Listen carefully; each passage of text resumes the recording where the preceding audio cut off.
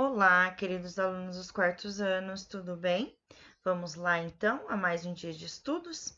Hoje a professora veio aqui nesta terça-feira para encerrarmos, né, o nosso guia de orientação do mês de setembro. Então, nós estamos aqui no dia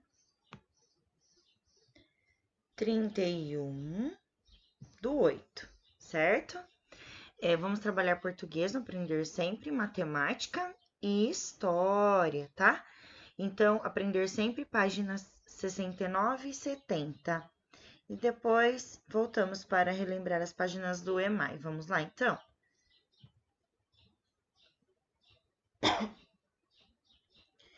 Temos aqui, então, a aula de hoje, a aula 2, dicas de livros, dada por leitores e roda de indicação literária. O que vamos aprender, crianças? Nesta aula, vamos ler e escrever dicas de leitura. Leia os comentários de leitores do Jornal Joca sobre alguns livros. Então, temos aqui, olha, Cultura, 7 de janeiro de 2019.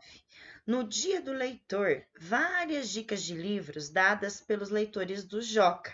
É um jornalzinho, inclusive alguns de vocês vão até lembrar, porque a gente vive trabalhando com ele, né? Aproveite o período de férias para colocar as leituras em dia. Livros de aventura, livros de comédia, livros de conto de fadas, livros de romance. Existem livros de todos os tipos para cada tipo de pessoa. Aproveitando o Dia do Leitor, celebrado no dia 7 de janeiro, o Joca perguntou aos seus leitores quais eram os seus livros favoritos. Algumas das respostas estão abaixo. Confira. Então vamos juntos, crianças, ler e prestar muita atenção nessas indicações de leitura, tá? Porque vocês podem, inclusive, escolher algumas para algum momento oportuno, como férias, como a ideia que ele deu. Ou às vezes até para leitura mesmo diária, porque é muito importante, né? O hábito da leitura. A professora, inclusive, vive comentando com vocês. Eu recomendo o livro O Carteiro Chegou. Ele tem várias cartas escritas para os personagens dos contos de fada. Alice, 8 anos. Essa indicação é dessa menininha, essa Alice. O Carteiro Chegou é da autora Janete Yalan, da editora Companhia das Letrinhas. Então, ele trouxe aqui, inclusive, a descrição do livro, cujo aí, né, os autores e a editora. Clara, Cabelo Laranja. Esse livro me ajudou a entender que ninguém é igual. Todos temos defeitos e qualidades. Essa indicação é da Graziele, de 11 anos. Ela trouxe aqui detalhes sobre o nome do livro e a escritora, que é a Fabiana Gutierrez, né? Da companhia da editora, né? Cria Editora. Depois, então, tem eu indico o livro O Diário de Miriam. Gosto porque ele mostra a realidade de um país, a Síria. Essa indicação é do Eduardo, de 11 anos. Ele traz aqui as especificidades do livro, inclusive a autora e a editora também. Vamos voltar um pouquinho. Agora, do Diário de um Banana. A história é contada como se fosse um diário de verdade. Além disso, a leitura é preta e forte, muito boa de ler. Eu indico o livro a todos. Essa indicação é de Nicole, de 10 anos, ok? O Diário de um Banana, então, é o editor Jeff Kinney, né? E da editora VR. Vamos continuar nossa leitura. Diário de um Banana, inclusive, em períodos presenciais, a prof lê bastante. É bem bacana esse livro.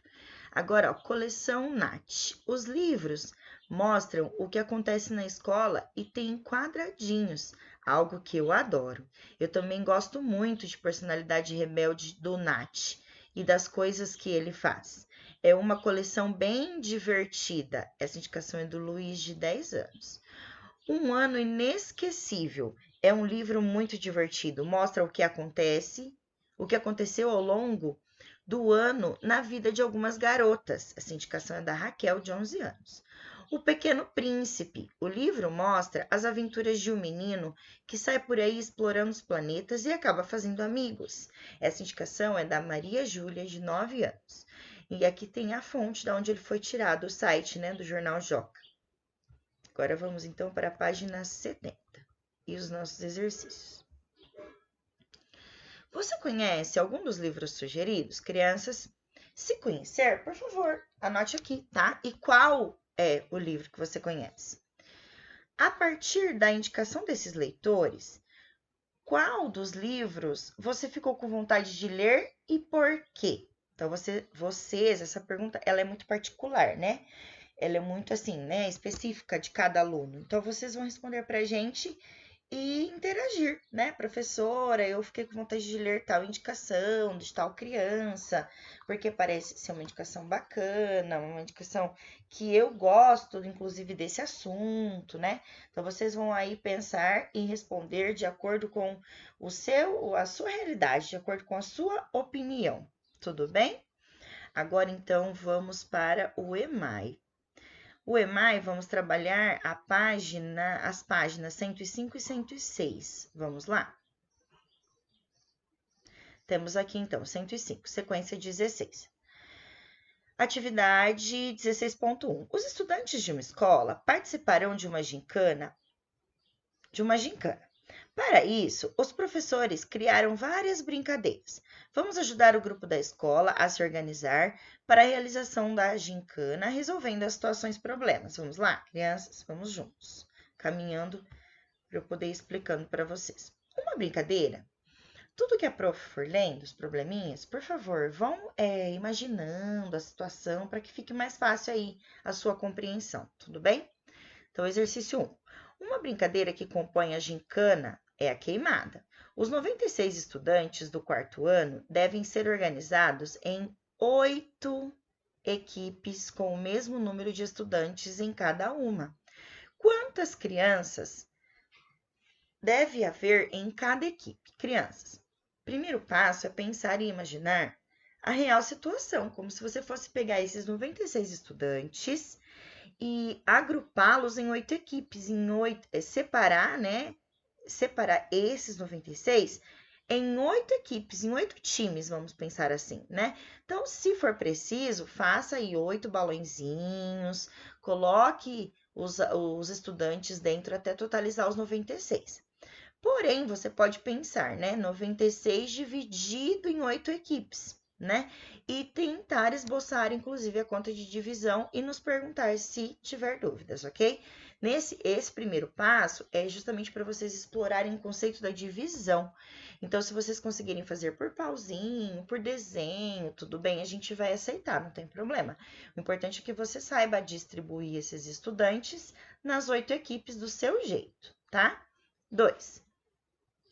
Os estudantes do quinto ano participarão de um torneio de futebol de salão. Sabendo que devem ser formadas 15 equipes com 5 estudantes em cada uma, quantos estudantes do quinto ano participarão desse torneio? Crianças, agora é um princípio ao contrário da divisão, porque preste atenção. Ele deu aí, olha, situações diferentes. Deve ser formada 15 equipes. Então, agora você tem que formar 15 equipes e dentro de cada equipe tem que ter 5 estudantes. Então, você vai fazer o esboço das 15 equipes e colocar dentro de cada equipe 5 estudantes, do seu jeitinho, 5 bolinhas, 5 pauzinhos, para você calcular. Ou então, fazer 15 vezes 5, ok? Porque você tem que fazer aí, olha, quantos estudantes participarão desse torneio. Esse produto, você tem que resolver essa conta para responder no total aí das 15 equipes com 5 alunos cada equipe, quantos vão ser no total aí, certo? Exercício 3. A escola vai adquirir kits de lanches para os 540 estudantes participantes. A empresa contratada vende os kits em caixas e cada uma contém 20 kits. Quantas caixas a escola deve comprar para que cada aluno receba, né, um kit? Então, preste atenção, esse já trabalha com números maiores, tá? Cada caixinha eu tenho 20 kits, então vai colocando assim, de 20 em 20, ou então você pensa por base, né? Quantos 20 kits cabem dentro, se eu distribuir por montinhos, né, do 540? Pegue o 540 e divida pelos 20 kits, né? Para você ter uma noção, porque ele pergunta assim, quantas caixas, certo? Kits, cada um vai receber um. Então, por sua vez, é preciso de pelo menos 540 kits. Só que cada caixa vem 20 kits. E ele pergunta quantas caixas, ok? Então, eu vou pegar o 540, dividir por 20 kits, por quê? Porque eu sei que a cada 20 é uma caixa, né? Aí vai a resposta automaticamente a ser dada será a quantidade de caixas que eu vou responder no exercício 3. Tudo bem? Agora vamos para a página 106. Vamos conferir aqui no guia. 105 e 106, crianças. Muito bem. Aqui. Em uma prova da gincana, serão distribuídos igualmente 75 bexigas para 3 equipes. Quantas bexigas cada uma deverá receber? Para saber quantas bexigas cada equipe deve receber, a professora Simone usou o seguinte registro. Então, olha lá, o que ela fez? Ela pegou 75 bexigas e dividiu em 3 equipes. Então, ela foi dividindo parcial. Ela foi dividindo por partes, né? Por igual, vamos pensar assim. Então, em primeira instância, a professora Simone distribuiu 10 para cada equipe, certo? 10, 10, 10. Tudo bem, 3 equipes. Sobraram, então, 45. Ela tornou a dividir mais 10 para cada equipe. Tudo bem. Tudo dentro da divisão legal também. 15, certo? E depois ela continuou distribuindo 5, 5, 5, onde ela zerou o saldo das bexigas, certo? Aí a pergunta é a seguinte: e concluiu que cada equipe ganhará 25 bexigas. Olha, veja bem, cada linha é uma equipe. Então, na primeira instância ganharam 10 bexigas, depois mais 10, depois 5. Então, 25 bexigas. Com o colega, analise o registro da professora Simone, identificando o que representa cada número. Como ela chegou ao resultado de 25 bexigas por equipe? A professora, então, acabou de contextualizar essa questão, ok? Ela foi dividindo por partes, né? Por linhas, e cada linha, no caso, é uma equipe. E como eu descobri que é os 25, justamente analisando separadamente cada linha, porque cada linha é a sua equipe por igual, tudo bem? A professora contextualizou para vocês não ficarem com muitas dúvidas, né? Porque agora nós vamos fazer um procedimento parecido aqui, ó. A professora Simone irá distribuir 126 kits de torcida, igualmente para as 3 equipes. Ajude a professora nessa tarefa e responda quantos kits cada equipe receberá. Então, crianças, prestem atenção. Vocês vão explorar esse número de maneira parecida com o exercício anterior. Então, vocês vão pensar aqui, nesse momento, eu posso fazer de 10, como sugerido no primeiro? Posso. Posso tentar de 20 de uma vez, professora? Pode também, porque se depois faltar no final, a gente volta e arruma, tudo bem? Mas é importante que, por exemplo, se vocês já derem 10 para cada equipe nesse momento, você já vai ter que tirar 30 desse valor para colocar o seu novo saldo de kits aqui, tá bom? Certo? Então, prestem atenção conforme você vai distribuindo, você vai subtraindo já do próximo valor do quadro amarelo, certo, crianças? Acho que é só essas 2 páginas, né? Exato. 1 e 2. Agora, vamos, então, para o nosso livro de história, queridos alunos. Temos, então, aqui. Página 38. O povoamento do continente americano. Após terem se desenvolvido na África ao longo de milhares de anos, os grupos humanos passaram a ocupar outras regiões do planeta. Primeiramente, se deslocaram para lugares localizados atualmente na Europa, na Ásia e na Oceania. Depois, se dirigiram ao continente que hoje conhecemos como América. Diversos estudiosos elaboraram hipóteses para explicar o povoamento do continente americano. Vamos conhecer algumas delas? Observe o mapa abaixo e leia as legendas do mapa. Então, vamos lá. O que é hipótese, professora? Olha lá, possibilidades elaboradas com base em pesquisas, mas que ainda não tem comprovação científica, ok? Então, suposições, né? São hipóteses mesmo. Olha lá, primeira leitura aqui, ó. Uma das explicações mais aceitas afirma que os primeiros habitantes da América vieram da Ásia e se deslocaram até a América do Norte. Esse caminho teria sido facilitado na época por uma ponte de gelo formada na região que liga os dois continentes. Outro estudo defende que os primeiros povoadores utilizaram pequenas embarcações, teriam se deslocado da Ásia para a América, passando por ilhas do Oceano Pacífico. Há também a hipótese que afirma que os grupos humanos teriam navegado pelo Oceano Atlântico, cruzando na Europa para a América do Norte, em pequenas também embarcações, né? Então, vários estudiosos sugeriram essas pequenas embarcações para essa hipótese. Outra explicação para a chegada desses grupos à América seria a navegação da costa da Ásia até a América do Norte e depois em direção ao sul pela costa do continente. Então, eu já li com vocês aqui, né, os motivos que talvez foi dado o povoamento da América. Vamos então para a nossa próxima página. Muitos estudiosos consideram mais de uma hipótese verdadeira, concluindo que diferentes povos, em momentos distintos, povoaram a América. Porém, as pesquisas sobre esse tema ainda estão em construção. Assim, novos vestígios encontrados podem levar os estudiosos a formular novas hipóteses sobre o povoamento da América. Não se sabe ao certo quando a América foi povoada. De acordo com diferentes pesquisas, essas datas podem variar entre 11.000 e 50.000 anos atrás. Olha um estudioso aqui, olha, dando essa dica pra gente. Bacana, né? Ó, aí ele pergunta assim pra gente discutir, né?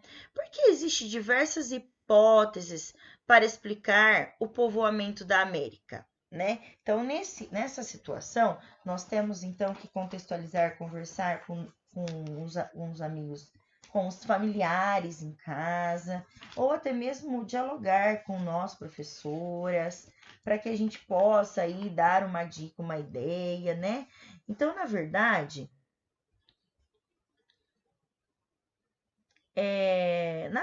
né, sobre o povoamento, que é o que ele pergunta, o que ele fala é que ainda está em construção, lembra? Eu li isso por várias vezes.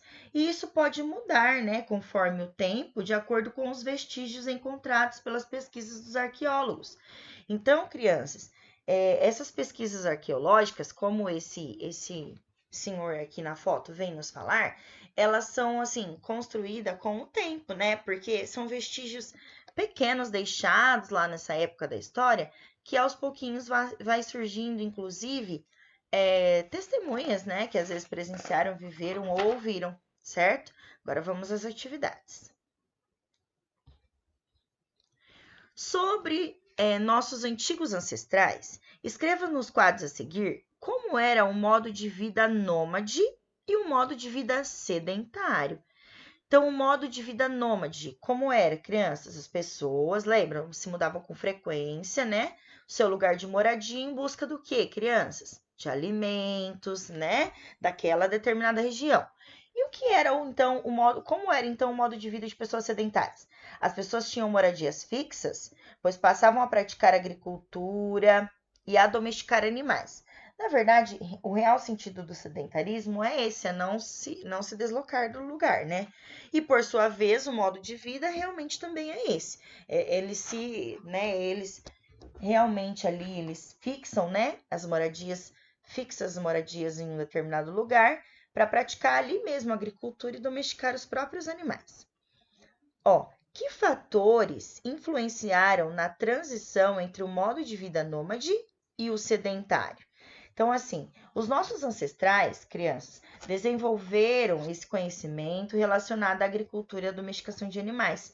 Com isso, crianças, eles não precisavam mais se mudar com tanta frequência, certo? Para buscar alimentos, adquirindo então o quê? Hábitos sedentários, passando a ser sedentário, né? Deixando de ser um pouco nômade, né? Saindo do próprio lugar, se tornando então sedentário, certo? São esses que a professora acabou de contextualizar com você, os fatores que influenciaram essa transição, tudo bem? Leia o texto abaixo, que aborda pesquisas atuais na região da Amazônia. Depois, responda as questões. Como terá acontecido a transição da vida nômade para o sedentarismo na Amazônia? Para responder a essas outras perguntas sobre o modo de vida das antigas populações indígenas, arqueólogos estão investigando a mudança nas formas de habitar a Amazônia durante o primeiro milênio antes de Cristo. Os arqueólogos são muito estudiosos, viu, crianças? Vocês perceberam? Eles são sedentos de pesquisas e tudo mais. Uma informação que os arqueólogos já possuem sobre essa sociedade indígena é o conhecimento da utilização intensiva de recursos naturais e vegetais, como as castanheiras. Em estudos anteriores sobre esse período, já foram encontradas grandes quantidades de castanheira em sítios arqueológicos. Esta informação pode demonstrar, por exemplo, que as populações dessas aldeias indígenas utilizavam uma série de espécies, já que além das castanheiras, as palmeiras também têm grande frequência nos vestígios encontrados. Então, vocês perceberam que, inclusive, as plantações, desde a época, trazem aí, é um dos vestígios para essa base de pesquisa desses arqueólogos? Olha a primeira questão. Qual é o objetivo desses estudos na Amazônia? O que está sendo pesquisado pelos arqueólogos, crianças? Então, os arqueólogos, eles buscam entender o quê? Vou falar novamente, contextualizar com vocês para ficar fácil a resposta, ok? Eles buscam, então, entender a transição da vida nômade para o sedentarismo. Essa troca, essa passagem de uma vida para outra, né? Para isso, estão pesquisando o modo de habitar das antigas sociedades indígenas, por sua vez, que foram aí as que habitaram, né, desde aquela época aí nessa área, ok? Qual informação eles já possuem e como eles chegaram até elas? Então, os arqueólogos descobriram que as sociedades utilizavam recursos naturais, isso é fato, né? Que foi o que foi deixado lá. Como o quê, professora? Então, como as castanheiras, que foi citado na leitura acima, né? Pois encontraram, olha lá, grandes quantidades de castanhas em sítios arqueológicos. Uma vez tinha plantação, encontraram as castanhas, eles presumiam aí que inclusive se alimentavam disso, certo? Que realmente foi o que houve. Você considera esses estudos arqueológicos importantes? Por quê, criança? É uma resposta pessoal, mas a prof ainda assim vai contextualizar com vocês, tá bom? É sim muito importante, né? Os estudos dos arqueólogos. Para quê? Para a compreensão do modo de vida das nossas antigas sociedades que habitavam no Brasil, né? Então, é importante esses estudos justamente para a gente ter isso, essa base né, como base, como história em si, né? Até porque é importantíssimo nós entendermos aí um pouco mais de como foi a vida dos nossos ancestrais, né, no passado. Tudo bem? Crianças, então a nossa aula de hoje termina por aqui. Espero que não tenha ficado muita dúvida, porque a professora a todo momento, em cada pergunta, foi contextualizando uma suposta resposta, tá? E se ainda assim houver dúvida, podem nos chamar, nos convocar, que a gente vai aí, na medida do possível, né? Agora no presencial tá um pouquinho mais difícil, concordo, para poder ir ajudando vocês, tá bom? Um beijinho no coração e até a próxima aula. Tchau, tchau!